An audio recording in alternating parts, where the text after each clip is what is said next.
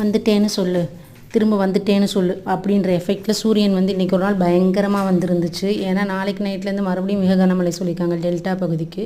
சரி இன்றைக்கி ஒரு நாள் தான் நமக்கு சான்ஸ் அப்படின்னு சொல்லிட்டு இருக்கிற துணியெல்லாம் கொண்டு போய் மாடியில் காய போட்டேன்.